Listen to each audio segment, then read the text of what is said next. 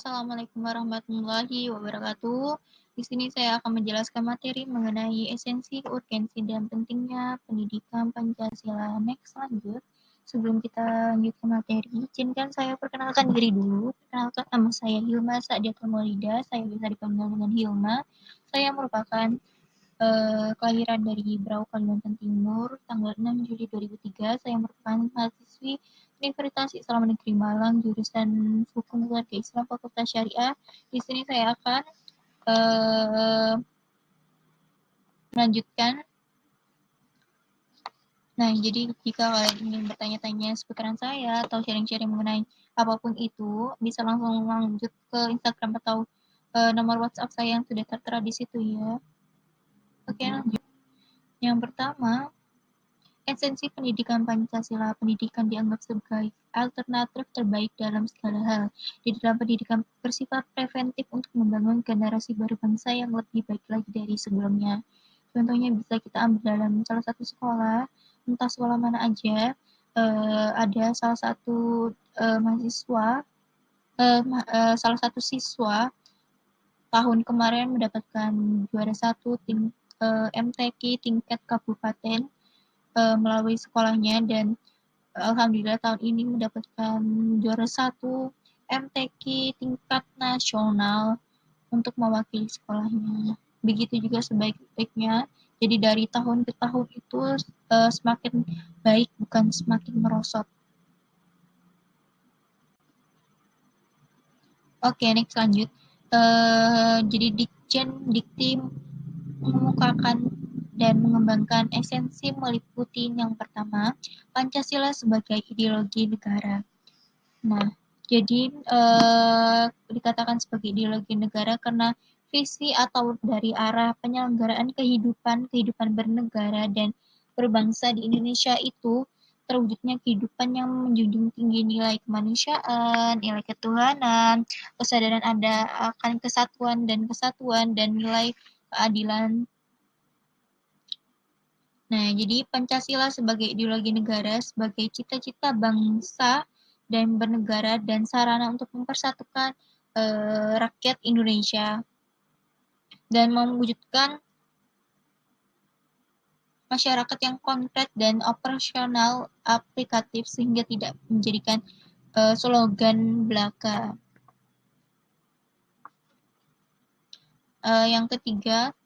Yang kedua, sebagai sistem filsafat. Nah, mengapa dikatakan sebagai sistem filsafat? Karena suatu kesatuan yang berhubungan dengan satu tujuan tertentu dan saling berkualifikasi dan tidak terpisahkan dan saling menguntungkan, dan mereka mempunyai tujuan dan fungsi masing-masing. Kenapa dikatakan sebagai filsafat? Ya, karena manusia telah memperoleh kekuatan baru yang besar dalam sains teknologi. Contohnya aja kita pakai dalam kehidupan sehari-hari, yaitu televisi, laptop, gadget. Nah, itu. Jadi dia semakin hari itu semakin canggih dan semakin banyak keluaran terbaru. Contohnya aja tahun kemarin Samsung. Nah, sekarang ada keluaran terbaru iPhone 13. Nah, tahun depan ini pasti ada lagi dan lebih wow lagi pastinya. Nah, yang ketiga, Pancasila sebagai sistem etika. Nah, jadi merupakan struktur pemikiran yang disusun untuk memberikan tuntunan dan paduan kepada warga negara Indonesia yang bersikap dan bertingkah laku sebagai yang dimaksudkan untuk mengembangkan dimensi moralitas dalam setiap individual maupun kelompok. Nah, jadi contohnya aja etika kita sehari-hari dalam lingkungan bermasyarakat. Kalau misalkan kita disuruh setiap hari Minggu melakukan kerja bakti, ya kita wajib ikut melaksanakan.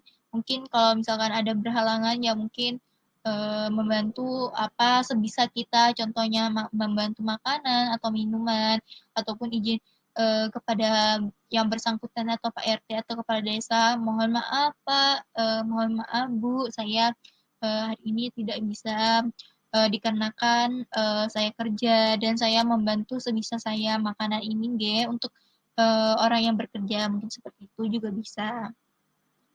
Nah, yang keempat, sebagai pengantar perkuliahan pendidikan Pancasila. Kenapa di perkuliahan itu harus ada pendidikan Pancasila sih? Nah, jadi karena mahasiswa itu lebih dekat dengan cita-cita mereka, apalagi habis wisuda pasti mereka memikirkan cita-cita mereka. Contohnya aja jadi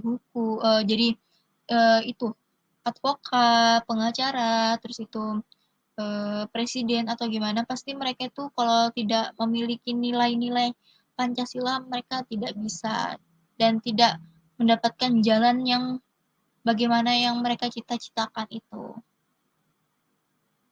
Oke, next lanjut.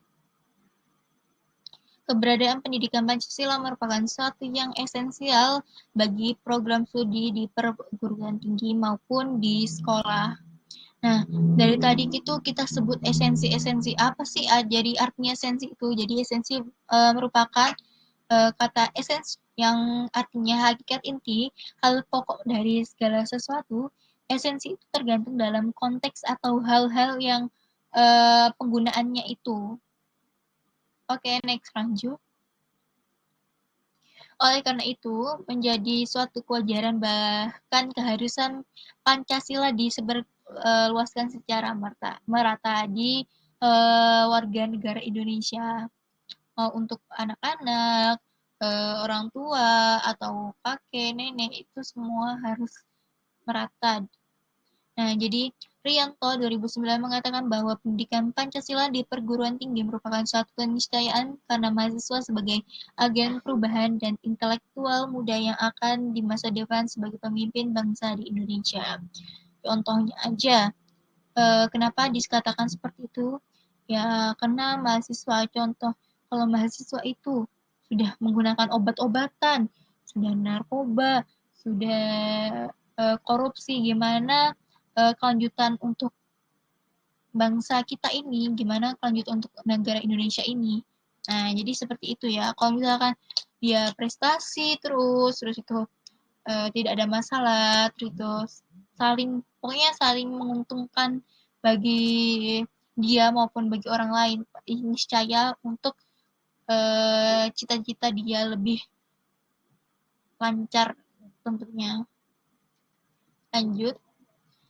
Yang kedua, urgensi pendidikan Pancasila. Nah, jadi dilihat dari bahasa Latin bernama urger, yaitu berarti mendorong. Jadi istilah urgensi merujuk pada suatu yang mendorong kita, memaksa kita untuk diselesaikan dengan cepat dan menindaklanjutinya. Itu merupakan pengertian dari urgensi pendidikan Pancasila. Urgensi. Nah, jadi itu merupakan pengertian dari urgensi. Kalau untuk urgensi pendidikan Pancasila itu lain lagi. Nah, jadi segalanya tak selalu berjalan dengan lancar. Setiap warga negara harus memiliki pengetahuan, pemahaman, penghayatan, komitmen, dan pola pengalaman Pancasila. Lebih lagi, mahasiswa yang notabene merupakan calon-calon pemegang tongkat estafet yang nantinya akan menjadi pemimpin bangsa yang harus memiliki nilai-nilai Pancasila untuk menunjukkan eksistensi bangsa Indonesia. Yang saya sebutkan tadi ya. Nah, jadilah teladan. Tumbuhkan tempat kerja yang saling menghormati dan terbuka untuk berbagi ide. Bersikaplah baik dalam interaksi Anda dan selalu sigap dalam mengatasi masalah komunikasi. Jadi, misalkan kita di perusahaan, jadi kita harus saling membantu, harus saling untuk menunjukkan tujuan. Nah, tujuannya mereka itu apa? Ya, menunjukkan bagaimana perusahaan ini akan setiap hari semakin jaya, semakin wah, dan tidak ada penurunan drastis untuk masalah apapun itu. Jadi kita harus jadi teladan dan harus menjadi contoh untuk bagi orang lain juga. Next, lanjut. Mewujudkan perubahan positif. Jadi kita itu harus bersifat positif, seperti bersosialisasi, menghindari hal-hal yang larang agama maupun negara, contohnya yang dalam gambar tersebut obat-obatan atau narkoba.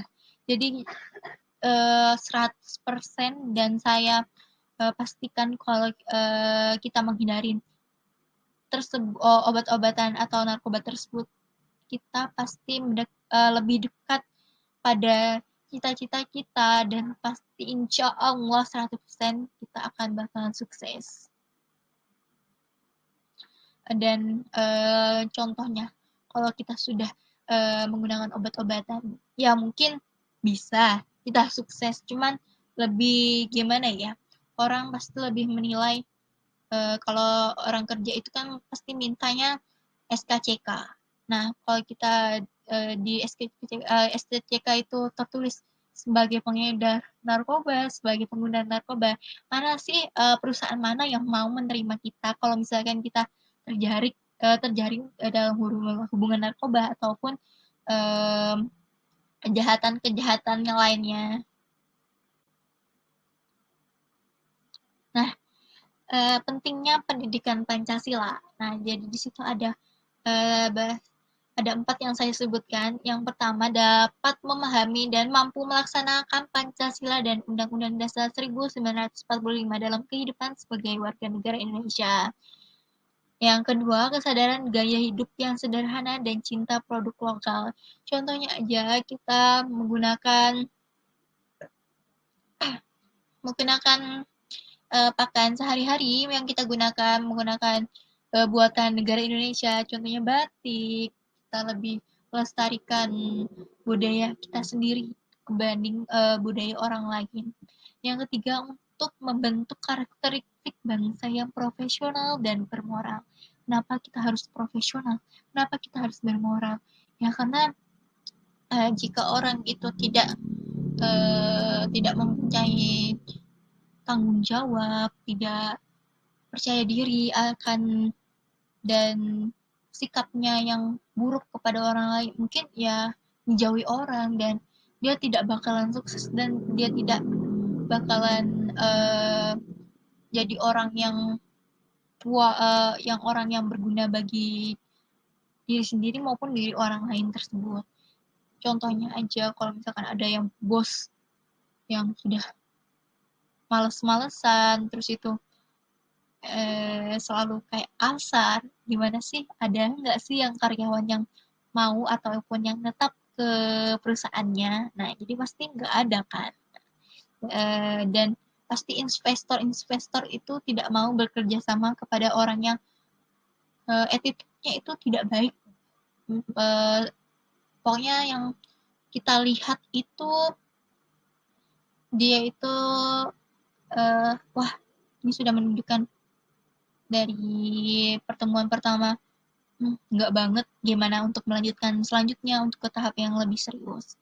Nah, yang keempat, lebih mendekatkan diri kepada Tuhan Yang Maha Esa. Contohnya aja orang Muslim, kita sholat 5 waktu, ngaji, terus itu melakukan hal-hal yang lain, contohnya puasa, terus itu sholat sunnah, niscaya 100% Allah bakal mengabulkan apa yang kita inginkan dan lebih diluruskan lagi jalannya. Next, lanjut. Nah, ini ada satu kata-kata, berbuatlah sesuatu yang akan membuat dirimu di masa depan berterima kasih padamu. Perbuatan dan keputusan kita hari ini akan membentuk bagaimana kita hidup di masa depan. Jadi pesan saya kepada